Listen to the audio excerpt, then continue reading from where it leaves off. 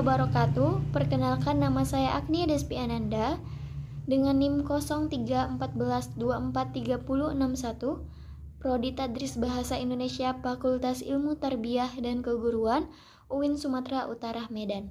Di sini saya akan membawakan materi tentang ejaan bahasa Indonesia untuk memenuhi tugas mata kuliah bahasa Indonesia yang diampu oleh Ibu Rina SSMPD. Pengertian ejaan bahasa Indonesia. Ejaan adalah penggambaran bunyi bahasa, kata, kalimat, dan sebagainya dengan kaidah tulisan atau huruf yang distandarisasikan dan mempunyai makna. Dikutip dari pendapat sejumlah ahli berikut ini, yaitu Arifin dan Tasai 2010 halaman 164 menyatakan bahwa ejaan adalah penulisan huruf, penulisan kata, dan pemakaian tanda baca. Menurut Wirjo Sedarmo 1984 halaman 61 menyatakan bahwa ejaan merupakan aturan penulisan bunyi, ucapan dalam bahasa dengan tanda-tanda atau lambang. Ejaan bahasa Indonesia meliputi pemakaian huruf, yaitu huruf kapital. 1. Huruf kapital dipakai sebagai huruf pertama awalan kalimat. Misalnya, kita harus bekerja keras. K pada huruf pertama menggunakan huruf kapital. Yang kedua, huruf kapital dipakai sebagai huruf pertama unsur nama orang, termasuk julukan. Misalnya, Tasya Az-Zahra. T menggunakan huruf kapital dan A pada Az-Zahra menggunakan huruf kapital. Yang ketiga, huruf kapital tidak dipakai sebagai huruf pertama nama orang yang merupakan nama jenis atau satuan ukuran. Misalnya, ikan mujair 10 volt. Selanjutnya, huruf miring. 1. Huruf miring dipakai untuk menuliskan judul buku, nama majalah, atau nama surat kabar yang dikutip dalam tulisan, termasuk dalam daftar pustaka. Misalnya, berita itu muncul dalam surat kabar Cakrawala. Cakrawala menggunakan huruf miring karena ia adalah nama surat kabar. Yang kedua, huruf miring dipakai untuk menegaskan atau menghususkan huruf, bagian kata-kata, atau kelompok kata dalam kalimat. Misalnya, huruf terakhir kata abad adalah D. Abad di sini menggunakan huruf miring. Yang ketiga, yaitu huruf miring dipakai untuk menuliskan kata atau ungkapan dalam bahasa daerah atau bahasa asing. Misalnya, ungkapan Bhinneka Tunggal Ika dijadikan semboyan negara Indonesia. Bhinneka Tunggal Ika di sini yaitu menggunakan huruf miring. Selanjutnya yaitu huruf tebal. 1. Huruf tebal dipakai untuk menegaskan bagian tulisan yang sudah ditulis miring.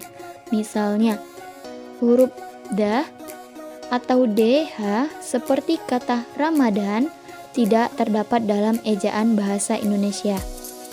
D dan H menggunakan huruf tebal.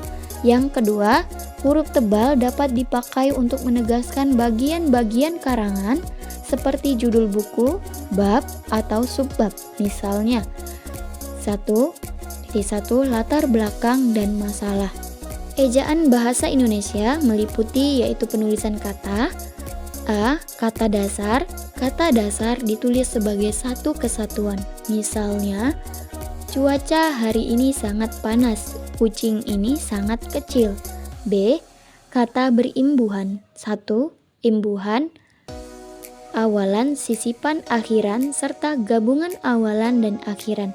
Ditulis serangkai dengan bentuk dasarnya. Misalnya, kemauan. Yang kedua, bentuk terikat ditulis serangkai dengan kata yang mengikutinya. Misalnya, transmigrasi, pramusaji. C. Bentuk ulang. Bentuk ulang ditulis dengan menggunakan tanda hubung di antara unsur-unsurnya. Misalnya, anak-anak. Di dalam ejaan bahasa Indonesia juga terdapat pemakaian tanda baca. A. Tanda titik. Tanda titik dipakai di akhir kalimat pernyataan. Misalnya, saya pergi ke kampus. Titik.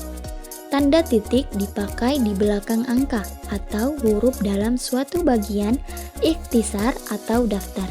Misalnya, A. Titik bahasa Indonesia 1. Titik kedudukan. B. Tanda koma.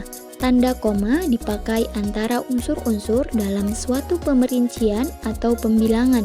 Misalnya, telepon seluler, komputer, atau internet bukan barang asing lagi. C. Tanda titik koma. Tanda titik koma dapat dipakai sebagai pengganti kata penghubung untuk memisahkan kalimat setara yang satu dari kalimat setara yang lain di dalam kalimat majemuk. Misalnya, hari sudah malam, titik koma, anak-anak masih membaca buku. D. Tanda titik dua.